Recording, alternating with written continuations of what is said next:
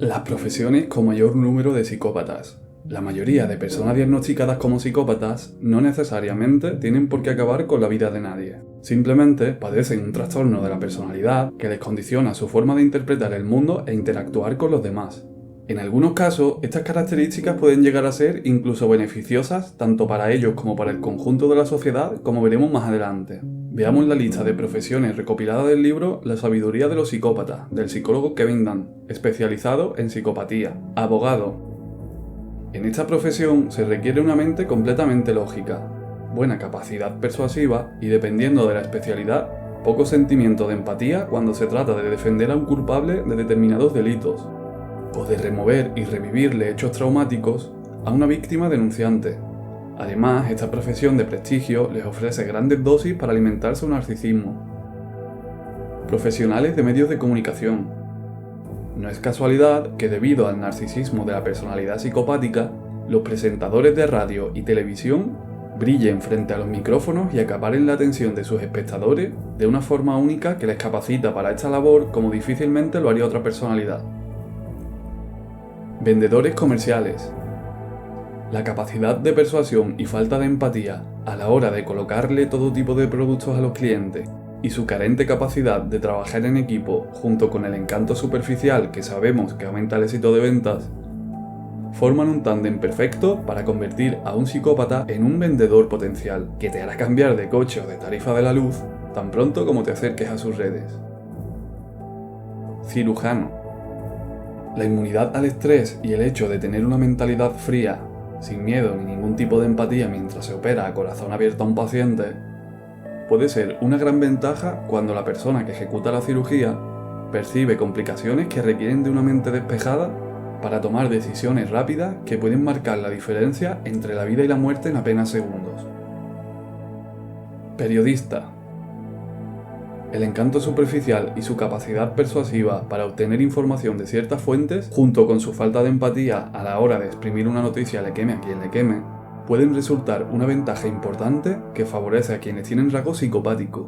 Además, esta profesión requiere en ocasiones de trabajar con plazos muy estrictos y urgentes, premiando así a aquellas personas que manejan bien el estrés.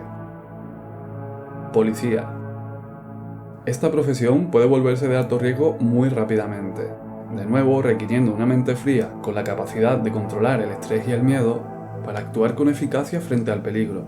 De hecho, se hicieron estudios en los Estados Unidos que determinaron que los policías encargados de desactivar bombas que habían obtenido condecoraciones tenían mayores tasas de rasgos psicopáticos que los que no tenían condecoraciones, llegando a apreciarse incluso que los condecorados, cuando llegaban al lugar donde tenían que realizar la maniobra, veían reducidas sus pulsaciones, mientras aquellos sin rasgos psicopáticos comenzaban a subirlas frente al peligro en señal de nerviosismo, dando lugar por tanto a más errores que podrían resultar catastróficos.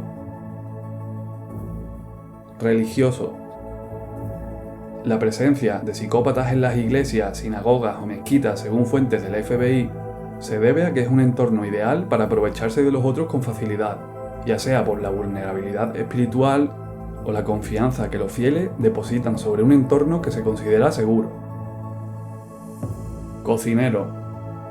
Lo creamos o no, para trabajar de cocinero en un negocio se requiere de grandes dosis de concentración y un envidiable manejo del estrés, debido al volumen caótico durante el desempeño del trabajo. Funcionario público. La capacidad de los funcionarios para irse a desayunar a la hora que tenía cita en su oficina, habla en serio. Los funcionarios están sometidos a un alto grado de estrés debido a lo rutinario que resulta su trabajo, y en muchas ocasiones carecer de empatía es una ventaja cuando tu trabajo es estar varias horas al día atendiendo a personas con problemas de según qué tipos.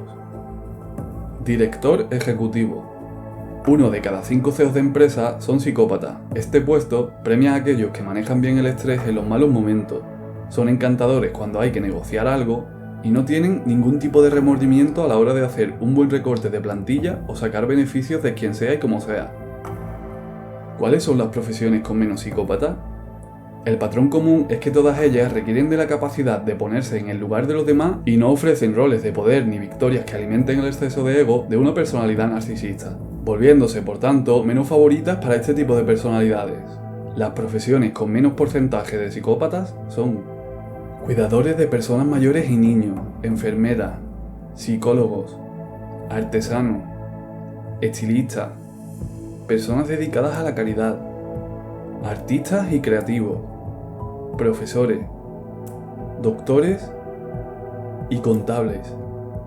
Ahora te voy a colocar en un pequeño dilema y me gustaría que te tomases el tiempo de escribir en los comentarios qué harías frente a esta situación. Un tren corre por las vías. En mitad del trayecto se encuentran 5 personas atrapadas que no pueden escaparse de ninguna forma.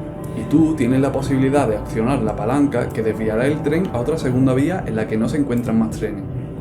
Pero hay un precio.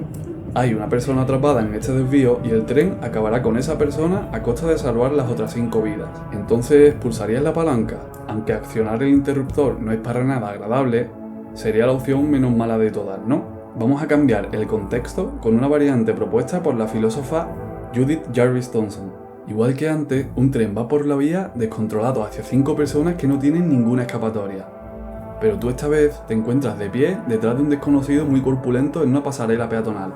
La única forma de salvar a las 5 personas es provocar que el desconocido caiga a la vía, perdiendo la vida en el acto y logrando que su cuerpo bloquee el paso del vagón, salvando así 5 vidas. ¿Qué harías ahora en esta nueva situación? El recuento de vidas es exactamente el mismo de antes. En ambos casos se trata de un 5-1. Pero la nueva situación a la mayoría nos pone mucho más tenso. ¿Podemos explicar la razón? En el caso 1 es una situación de dilema moral impersonal que implica la actividad de áreas del cerebro encargadas del razonamiento y del pensamiento racional, por lo que respondemos desde la lógica. En el caso 2, la situación nos plantea un dilema moral personal que impacta directamente sobre las áreas del cerebro encargadas de nuestras emociones.